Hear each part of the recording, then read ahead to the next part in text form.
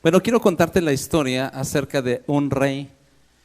Es una historia que nos va a ayudar en nuestro tema del día de hoy. Cuenta la historia de un rey que recibió como obsequio 2 pequeños halcones y los puso al cuidado de una persona que era especialista en aves. Y después de unos días, ¿verdad?, le preguntó al que le había encargado cómo estaban sus halcones. Pues no eran unas aves realmente muy dadas en el lugar o en el pueblo, sino que era un obsequio realmente especial para él. Así que le pregunta y le dice: ¿cómo están mis halcones? Y le dice: rey, le tengo una buena y una mala noticia.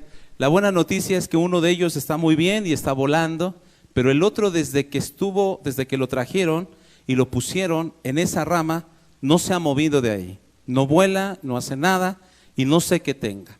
Así que el rey empezó a hacer una convocatoria y empezó a llamar a personas especialistas en esto y en aves para que le pudieran ayudar a este halcón. Hubo varios intentos y al cabo de algunas semanas se asomó por la ventana y vio al halcón igual, estático, sin poder volar en esa rama. Así que el rey, un poco desesperado, les dijo a todo el pueblo: voy a darles una recompensa, y de entre todo el pueblo, el que pueda hacer volar a este halcón va a recibir tanta cantidad de dinero. Cuando hizo eso, mucha gente llegó intentando que el halcón volara, pero solamente una persona lo hizo volar. Así que cuando el rey nuevamente voltea hacia la ventana, ve que su halcón está volando. Y él se queda asombrado y dice: ¿quién fue el responsable de este milagro? Así que llama a las personas y le dice: tráiganme al autor de este gran milagro. Y para su sorpresa, era un campesino sencillo, un campesino pobre, ¿verdad? Y el rey le dijo: ¿cómo hiciste que volara el halcón? ¿Acaso eres mago? ¿Eres brujo?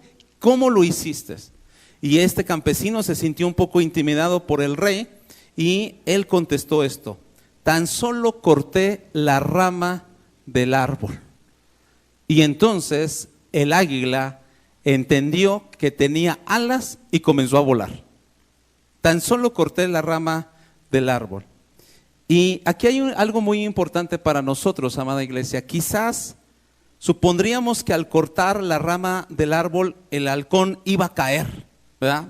Tal vez por eso nadie lo hizo, porque tal vez pensaban: el halcón no puede volar, está enfermo, y si le corto la rama se va a caer. Pero la adversidad le dio la oportunidad al halcón de descubrir su potencial y su valor. Repito estas palabras: la adversidad de haberle cortado la rama le dio la oportunidad al halcón de recordar quién era él, que era un halcón y que tenía alas para poder volar. La pregunta que hoy quiero compartirles a ustedes también es esta: ¿cuántas veces hemos observado en nuestro entorno a personas que, como el halcón, se aferran a esa rama, a situaciones difíciles, de dolor, de tragedia? ¿Cuántas personas ha habido así? Pero que estas mismas adversidades, sin darse cuenta, no son destructivas, sino tienen el propósito de ayudarnos a recordar que nosotros no fuimos creados para estar en el suelo, sino fuimos creados para volar. La Biblia dice en Isaías: pero los que confían en Dios, dice, correrán y no se cansarán, y levantarán sus alas como las águilas. Así que, amada iglesia, la adversidad nos tiene que ayudar a recordar lo que nosotros somos en Cristo.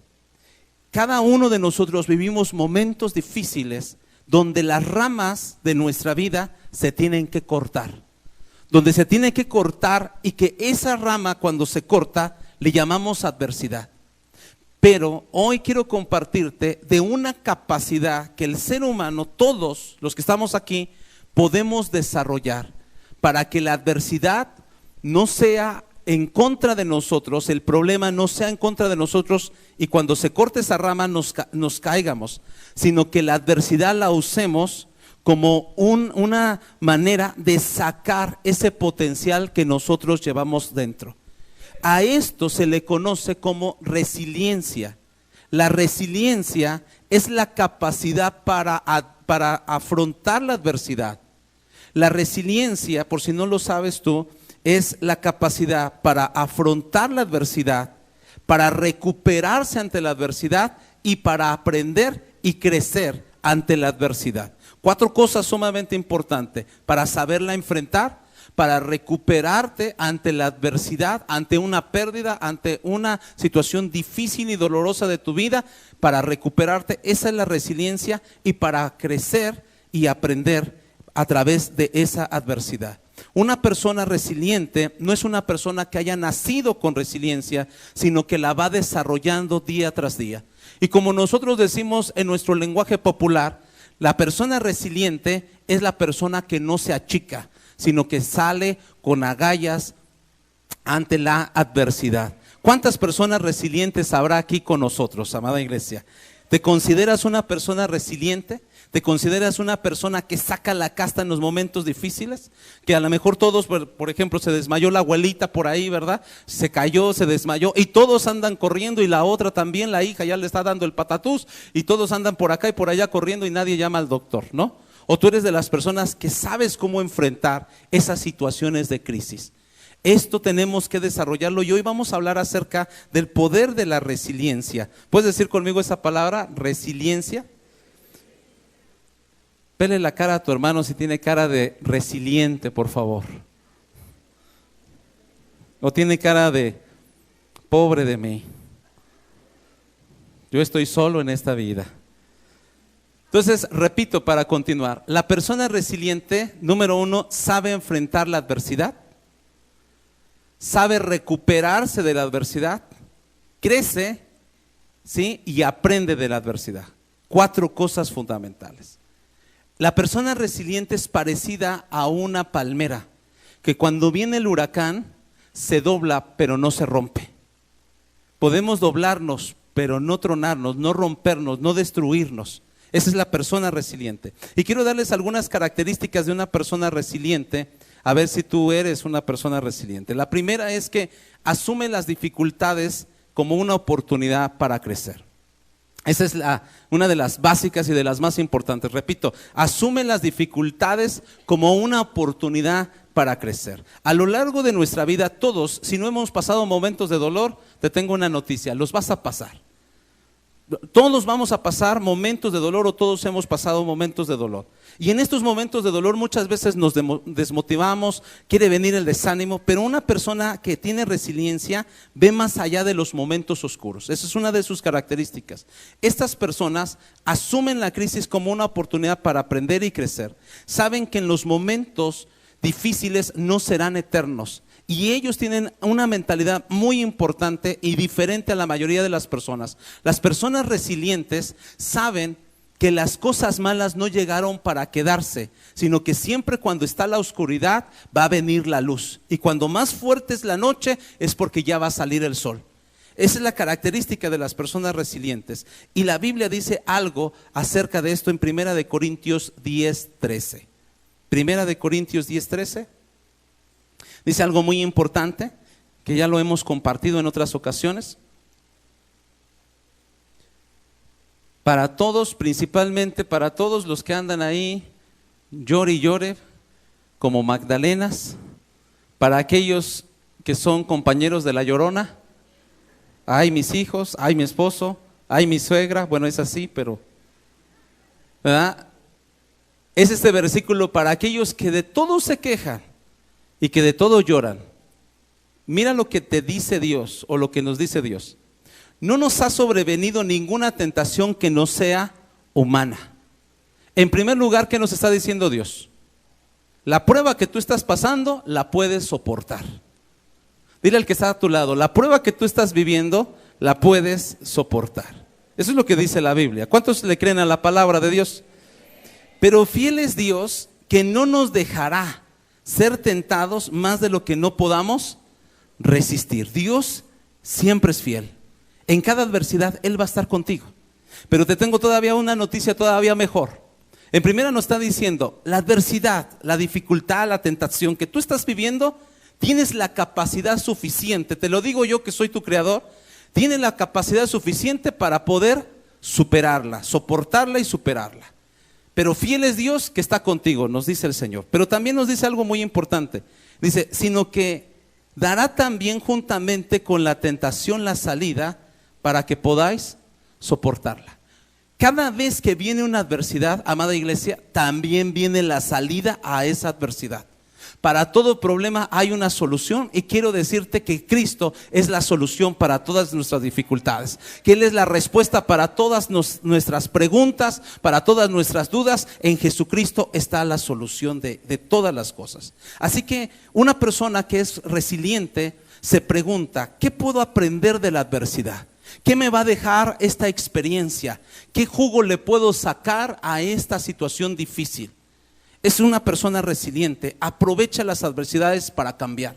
No aprovecha las oportunidades para reclamarle a Dios. No aprovecha la adversidad para señalar a la otra persona. No aprovecha la oportunidad de las dificultades para estar criticando a los demás o estar quejándose, me dejaron solo en esta situación. Aprovecha la dificultad para cambiar él. Pero no para cambiar para mal, no para amargarse, sino para cambiar positivamente. Y te voy a hacer un pequeño ejemplo. Las personas cuando van al mar o cuando están en la playa, ¿verdad? Cuando se meten al mar, tenemos ahí una opción. O nos quedamos parados cuando viene la ola ahí babeando nosotros, pero si nos quedamos parados, la ola nos va a aplastar y nos va a zarandear. ¿Les ha pasado a alguno de ustedes eso? ¿Sí? Bueno. Pero hay personas que desde hace años desarrollaron un deporte, hoy se conoce como un deporte, que la ola no les vino encima, sino que ellos estuvieron por encima de la ola y empezaron a surfear. ¿Sí los has visto? Cuando yo los veo se me antoja eso, pero ya después me acuerdo que no sé nadar. Pero me gusta mucho cómo, imagínate, agarran la ola. Es igual en la vida, amada iglesia. Las olas de la adversidad van a venir y van a venir de tiempo en tiempo. Pero tú y yo tenemos una opción. O nos quedamos mirando el problema y ese problema nos aplasta, o entonces empezamos a surfear. Alguien dijo más o menos estas palabras así: ya no le digas a Dios qué grandes son tus problemas, sino dile a tus problemas qué grande es tu Dios. Tenemos que cambiar nuestra oración, amada iglesia. Tenemos que empezar a ir en contra de esas adversidades y saber tomar la adversidad como una oportunidad para crecer. ¿Cuántos están aquí? Esa es la primera característica. Pero también otra de las características es que estas personas tienen una fe sólida. Y eso lo tenemos que desarrollar como cristianos. En la psicología se conoce a una persona resiliente que es optimista, que es positiva, que sabe que eso va a pasar, tarde que temprano, que esa situación va a pasar. Y que, como ya lo he dicho, cuando viene la oscuridad va a salir a la luz. Pero hay algo muy importante que yo quiero que hoy abras tu corazón a esto. Nosotros hemos dicho que somos gente de fe. Incluso lo decimos constantemente. ¿Cuántos creen esto? Si lo crees, ponte de pie. Si lo crees, di amén. Si lo crees, dale una ofrenda de palmas a Dios. Muchos hemos dicho esto: creer, creer, creer, creer. Pero realmente es imposible que podamos nosotros ser resilientes si no tenemos una fe sólida. Es imposible que tú te puedas recuperar ante las adversidades si tú no tienes una fe sólida. La fe es fundamental para recuperarnos ante la adversidad. La fe es fundamental porque nos da nuevas fuerzas. La fe es fundamental porque a través de la fe se abren las puertas de los cielos y obtenemos la victoria. La fe es fundamental porque le permitimos al Dios Todopoderoso mover su mano de poder y hacer milagros extraordinarios que van más allá de nuestra capacidad. Que cuando todo lo hemos intentado y hemos hecho de todo, nuestra fe es la llave para que entonces aquel que lo puede hacer todo, aquel que tiene la capacidad para hacerlo todo, haga un milagro en nuestras vidas. Muchas veces, amada iglesia, no hemos entendido esto. Jesús no hizo muchos milagros a causa de la incredulidad de la gente. Así dice en la palabra, que cuando fue a su tierra, dice que no hizo muchos milagros por la incredulidad. ¿Sabes cuándo pasan los milagros? Cuando hay un pueblo que tiene fe, cuando hay un pueblo que tiene una expectativa. Yo no sé si tú has venido con fe el día de hoy, de que Dios te va a bendecir, de que Dios está en este lugar, pero si hoy todos activamos nuestra fe, vamos a empezar a ver milagros más allá de los que hemos visto hasta este tiempo. ¿Cuántos lo creen eso, sinceramente? Una persona sin fe, una persona que no tiene fe, es una persona que está muerta. Cuando ya no tenemos fe, todo lo vemos oscuro. Y después les daré, que tengo en mi corazón ese tema de la esperanza, pero la fe es hermana de la esperanza. Cuando nosotros ya no tenemos fe, tampoco vamos a tener esperanza. La esperanza es ver más allá. Ahorita estás enfermo, ahorita no tienes dinero, ahorita tal vez estás en una situación muy complicada en tu vida, pero la fe mira más allá. Y me gusta mucho esta frase que he acuñado yo en mi vida, y es la siguiente: la fe no niega la realidad, la fe no es ciega, la fe no dice todo está bien, no, la fe sabe que hay adversidad, que hay enfermedad, que hay problemas, que hay crisis. La fe no niega la realidad, pero siempre ve más allá. Eso tú y yo lo tenemos que tener grabado en nuestro corazón, amada iglesia. Y mira, hay un ejemplo que me gusta mucho, y es el de Abraham, el padre de la fe. Hebreos capítulo 11, versículo 17 al 19, dice algo extraordinario acerca de Abraham. En lo que lo buscas, te cuento rápidamente. Bueno, ¿cuántos han escuchado acerca de Abraham? A ver, que levanten sus manos, por favor, como señal. Abraham se conoce como el padre de la fe. Y una de las cosas que vemos mucho en su vida de Abraham es que Dios le cambia el nombre de Abraham a Abraham. Y Abraham, no sé si sepas qué significa, pero significa padre de muchos hijos. Dios le cambia ese nombre. Y el asunto es que Abraham no tenía hijos. Su esposa Sara era estéril. Y aparte, cuando Dios le cambia el nombre, ya estaba grande, 75 años o más. Era como los de 60 y más. 75 años o más tenía Abraham cuando Dios le cambia el nombre. Si tú lo analizas nada más unos segundos, rápidamente, te puedes imaginar que le estén diciendo papá de muchos hijos y que no tenga ninguno, y que Dios le cambió el nombre. ¿No pareciera que Dios estaba burlando de él? Pareciera que Dios tiene un sentido del humor un poquito pesado, ¿cierto o no? Como cuando tú le dices a tu esposa delgadita. Bueno, ¿no parece algo irónico, burlón incluso esta situación? Pues Dios le estaba diciendo a Abraham, padre de muchos hijos, te cambié el nombre de padre de muchos hijos, y no tenía ninguno. Pero Dios le da una promesa que iba a tener mucha descendencia. Su esposa era estéril, ellos ya eran viejos de edad, grandes de edad, y aproximadamente a los 100 años nace Isaac, el hijo de la promesa. Así se conoce, Isaac, el hijo de la promesa. Después de unos años, algunos dicen que cuando tenía Isaac 12 años, algunos dicen que cuando tenía 33 años, como la edad de nuestro Señor Jesús cuando Él fue crucificado, dicen que a la edad de 12 años o de 30 años, Dios le dice a Abraham, sacrifica a Isaac, tu único hijo, sacrifícalo, lo vas a ofrecer a mí. Imagínate nada más tantos años esperar al hijo de la promesa para que Dios le dijera sacrifícalo.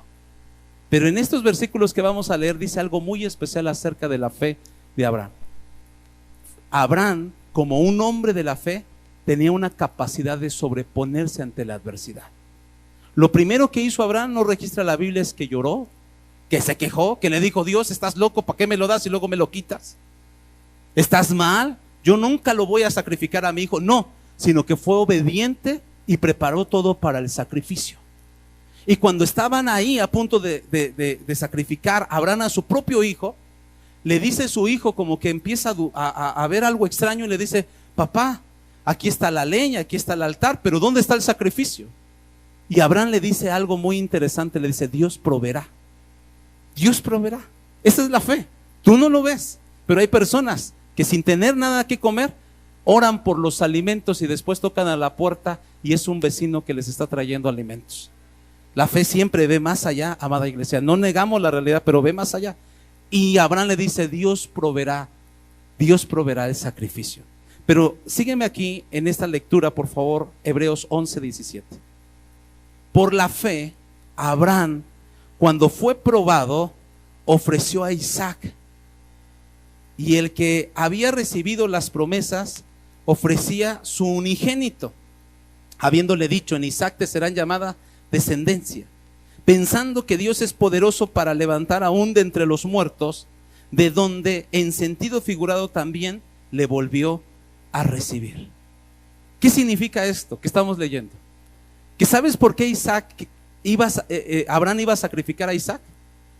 Porque Abraham tenía tanta fe que él creyó: aunque yo lo sacrifique, Dios es poderoso para volverlo a resucitar.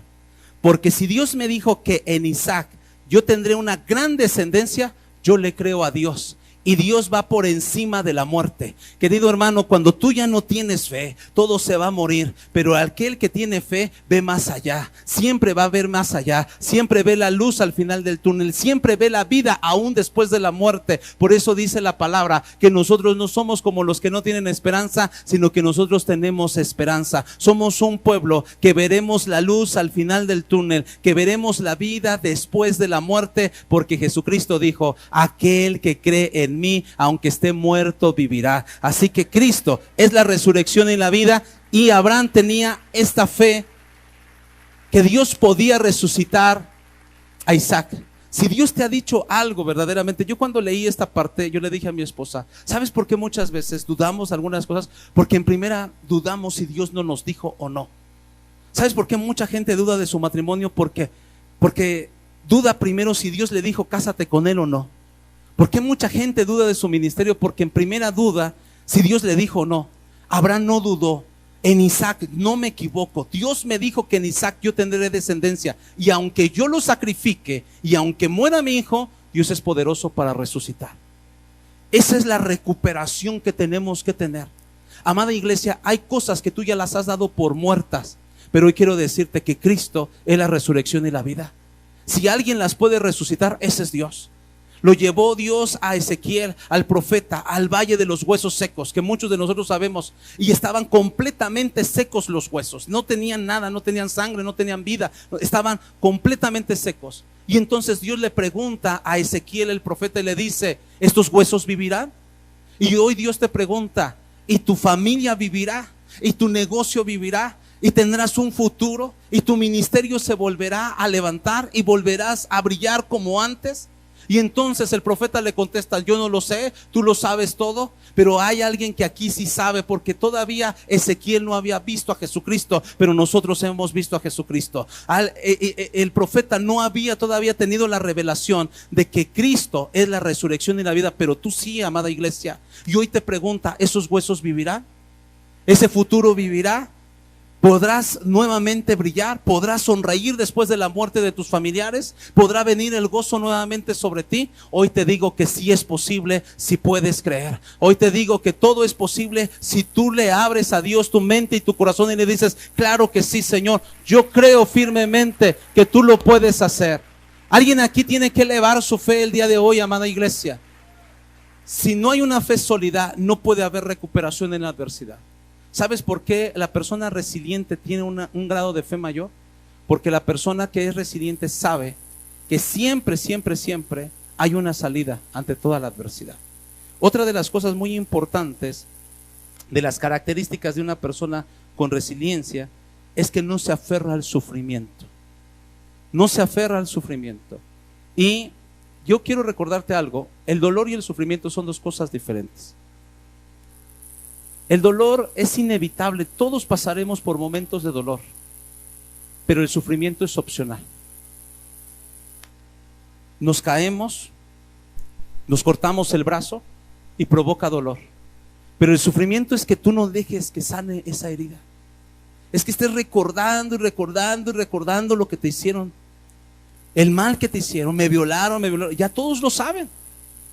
Ya se los has dicho a cuántas personas: sí, mamá, ya sé que te violaron, sí, ya sé que fue tal familiar, sí, ya sé que estabas desamparada. Pero ese es el sufrimiento y ese es opcional.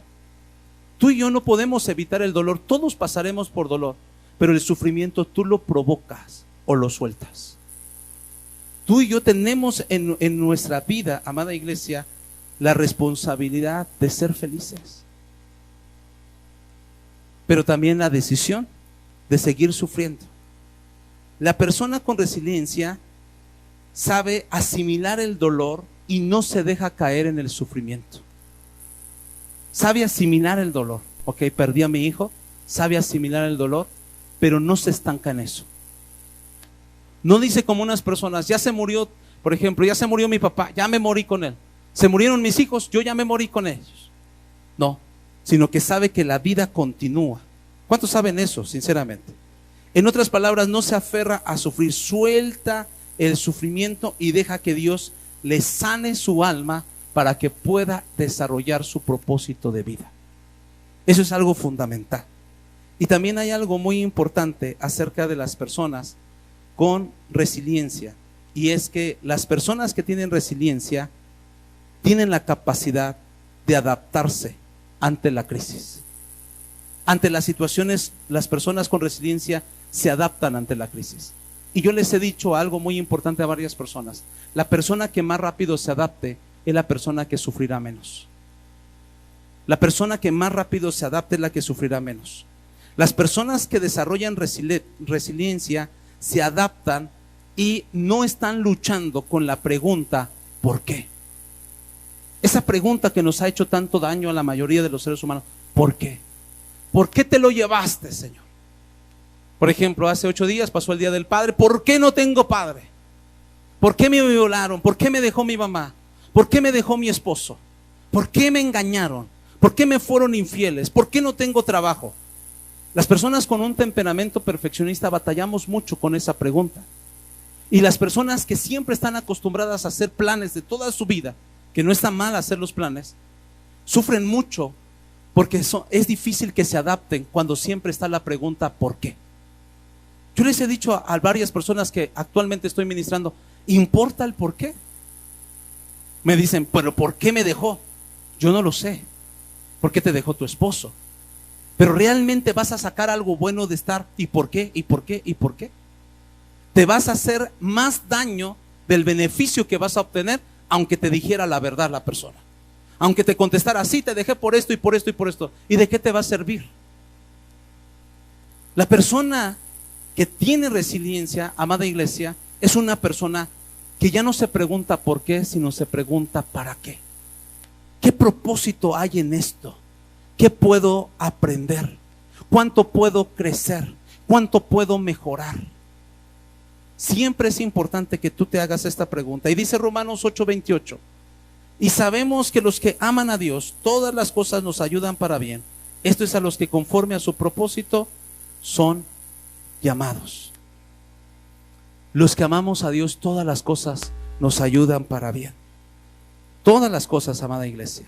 La persona con resiliencia también tiene una característica muy importante, y es que deja de jugar el papel de víctima. Deja de jugar el papel de a mí me han hecho daño. ¿Cómo he sufrido yo? De verdad que no sé por qué, pero siempre me pasa esto malo a mí. La persona que tiene el papel de víctima piensa que es la única en el universo entero que le suceden cosas malas o que le suceden cosas desafortunadas.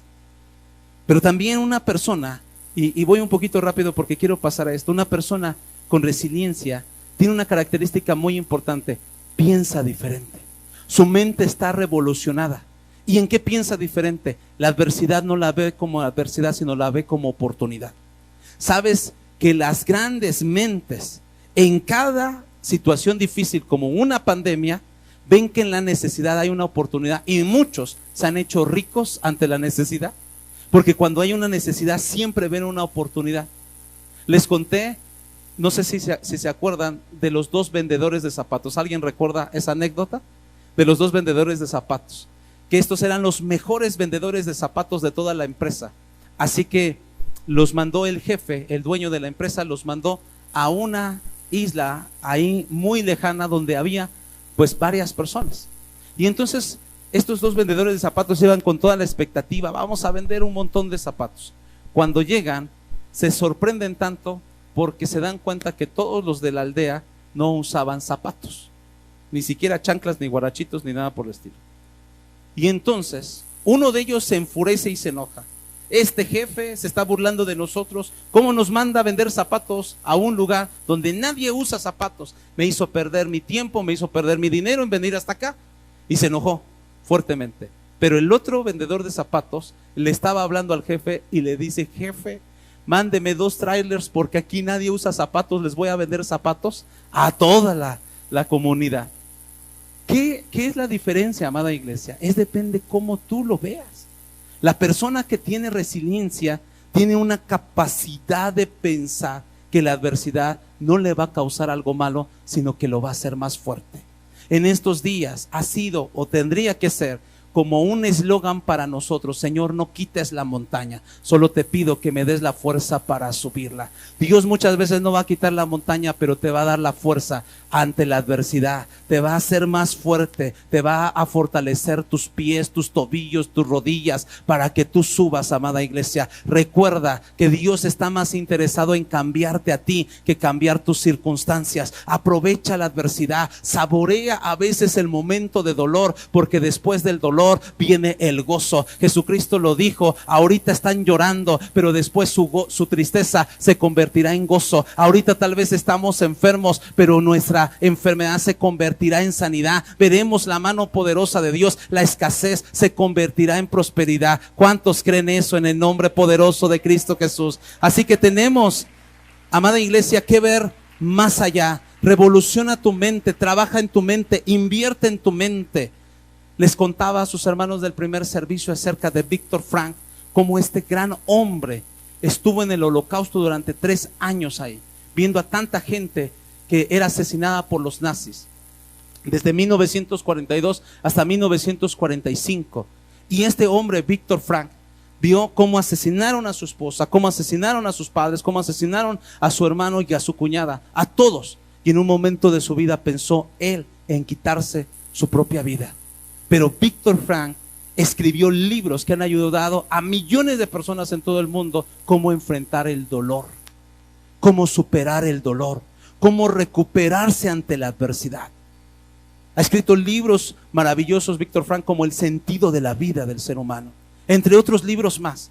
Como una persona que estaba viviendo un holocausto, literalmente viendo cómo acumulaban, ¿verdad?, como una montaña los cuerpos de sus hermanos, de los judíos y de tantas personas más. Cómo asesinaban a cada rato a las personas sin piedad los nazis. Cómo salió de ese lugar sin estar enfermo mentalmente, sino poder ayudar a los demás por el poder y la capacidad de la resiliencia. Ahora, esta característica no es un privilegio para algunos cuantos. No es para solamente los empresarios, no es para los pastores. Ustedes se tienen que recuperar, pastor, porque usted es el pastor. No, esta capacidad de resiliencia no es para unos cuantos, tiene que ser una marca del cristiano maduro. Escúchalo bien, todos los que estamos aquí tendríamos que desarrollar o tenemos que desarrollar resiliencia. Si nosotros desarrolláramos la capacidad de recuperarnos, no hubiera tanta queja entre nosotros. No estaríamos, y no es malo pedir oraciones, pero no estaríamos pidiendo a cada rato oraciones, hermanos. No estaríamos causando tantos conflictos entre nosotros y tantos problemas, porque nos recuperaríamos ante ellos, porque ya no los veríamos los problemas como problemas, sino como oportunidades de crecimiento. ¿Por qué tú tienes que desarrollar resiliencia? Tú y yo tenemos que desarrollar resiliencia porque Dios ya nos las ha dado, está dentro de ti. Es como lo que dice la Biblia: mi paz os dejo, mi paz os doy. Dios no te va a dar paz, Él ya te la dio, pero tú muchas veces no la has tomado. Él ya te la dio, esa paz ya te la dio, Dios no te la va a dar. Y la resiliencia ya Dios te la dio. La Biblia dice: Dios no nos ha dado un espíritu de cobardía, sino de poder, de amor y de dominio propio. ¿Qué significa eso? Resiliencia. ¿Crees que el poder te lo ha dado solamente para predicar? ¿Crees que Dios te ha dado el poder solamente para echar fuera demonios o para poner tus manos a los enfermos y sanar? Dios te ha dado el poder para recuperarte. Dios te ha dado el poder para afrontar con dignidad ese problema o esa dificultad, amada iglesia. Y el dominio propio significa autodisciplina. Dios te ha dado eso y más. y Dios le dio la capacidad de la resiliencia y la desarrolló el apóstol Pablo. Y quiero llevarte a este versículo, es el último que vamos a ver. Filipenses 4:11 dice algo sumamente importante que me gusta tanto cómo expresa el apóstol Pablo, cómo se expresa ante la adversidad. Y de verdad, en primer lugar yo quisiera que todos los que estamos aquí nos pudiéramos expresar como el apóstol Pablo ante la adversidad. Dice aquí Filipenses 4:11 al 13. Miren lo que dice: no lo digo porque tenga escasez, pues he aprendido a contentarme cualquiera que sea mi situación. Eso es, ¿qué? Resiliencia, amada iglesia. Sé vivir humildemente y sé tener abundancia. En todo y por todo estoy enseñado, así para estar saciado como para tener hambre, así para tener abundancia como para padecer necesidad. Y cierra con estas famosas palabras: todo lo puedo en Cristo que me fortalece. Tú y yo tenemos que tener la marca de la resiliencia en nuestras frentes. Tú y yo tenemos que ser soldados de Jesucristo, no de chocolate que nos derretimos con el sol, amada iglesia. Tú y yo tenemos que ser gente de una sola pieza que no se desbarata ante la adversidad. Tú y yo tenemos que conocer que tenemos un Dios todopoderoso que va más allá de lo imaginable, que cuando tus fuerzas se acaban, las de Dios apenas están comenzando. Pero lo interesante de aquí, también quiero resaltar esto, es que Dios es como un maestro que prepara a sus alumnos y les enseña y los capacita para después presentarles un examen. Tú y yo vamos a afrontar exámenes en nuestra vida, pero sabes, no tengas miedo cuando pases esos exámenes. El maestro de maestros ya te ha dado la capacitación. Espero que tú hayas prestado atención. Espero que tú hayas estado despierto en esa capacitación. Pero Dios ya te ha dado la capacitación y la enseñanza para que cuando se te presente el examen, saques un buen 10 a eso. Amén, amada iglesia. Así que ponte de pie en el nombre poderoso de Cristo Jesús.